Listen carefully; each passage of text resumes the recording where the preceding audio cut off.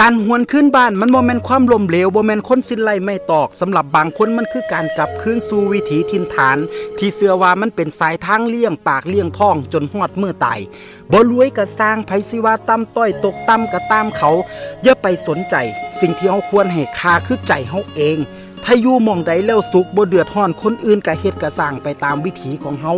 บ่จำเป็นต้องเป้าประกาศบอกว่าเฮากำลังเฮ็ดหยังอยู่เพราะถ้ามื้อนึงเฮาสำเร็จเดี๋ยวคนเขาก็สิมาถามเฮาเอง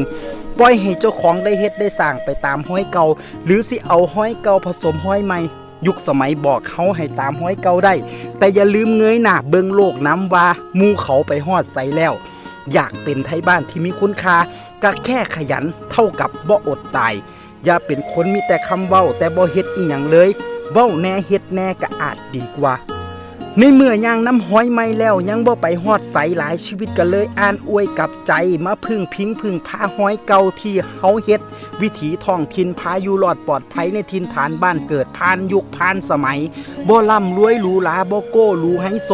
แต่เป็นวิถีที่เฮ็ดให้คนบ่อดตายมาแล้วนับบ่ถ้วนการออกข้างบ้านแล้วกลับมาอยู่มันก็บ่ได้เฮ็ดให้คนลำบากสู่คนดอกถ้ายังขยันทำมาหากินขนาดผู้เฒ่าผู้แก่น้ำบ้านก็ยังบ่หยุดเฮ็ดงานอีพออีแม่ออกเฮ็ดเบียกอยู่ซุมือเลี้ยวแรงมันยังไหวหัวใจยังสู้บ่ฮู้สิหยุดได้จังใดถ้าบ่ไหวอีหลีพุ่นละวะจังได้เซาลูกเต้าออกไปเฮ็ดงานมีเงินส่งกลับมาก็บ่แม่นว่านั่งขอนอนขอรอรับเงินส่งเงินโอนอย่างเดียวดอกพากันเฮ็ดกันสร้างอยู่คือเก่า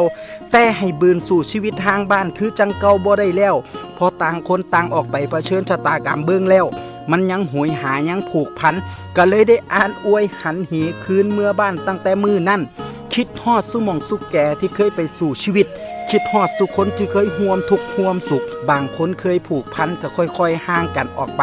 คนใหม่กับผ่านเข้ามาพบพ่อเพื่อพ่อใหม่มันก็คือกันกับชีวิตไทยบ้านเฮานี่ล่ะหนีออกจากบ้านเพื่อหาทางกลับบ้านออกไปเพื่อกลับมาใหม่อาชีพส่วนใหญ่ในบ้านเฮาใจบ่ฮึดใจบ่สู่ใจบ่ฮักอีหลีเฮ็ดบ่ได้สำคัญกว่านั้นมันสิมีคำถามถากถางดูหมิ่นว่าคือบ่ไปหางานเฮ็ดอยู่ในเมืองใหญ่มันจังได้เงินหลายๆทั้งที่หักลบกบหนี้ค่าของชีพแล้วอยู่บ้านก็พอเลี้ยงปากเลี้ยงท้องได้ผมว่ามันเป็นค่านิยมส่วนใหญ่มากกว่าทั้งที่หลายคนก็เฮ็ดให้เห็นนะว่าถ้าขยันเฮ็ดหลายอย่างสร้างหลายสิ่งอยู่บ้านเฮาก็อยู่รอดปลอดภัยแต่ค่านิยมก็ยังมองว่าอยู่บ้านมันบ่มีกินอย่ามาเตะฝุ่นอยู่บ้านคนขี้คร้านสำนั่นล่ะสิเป็นแบบนั้นเพราะถ้าคนขยันเขาบ่เตะฝุ่นแน่นอนปลายทางชีวิตของไทยบ้านเฮาก็เลยอ่านอวยคำว่าสิไปอยู่ไสก็บ่สุข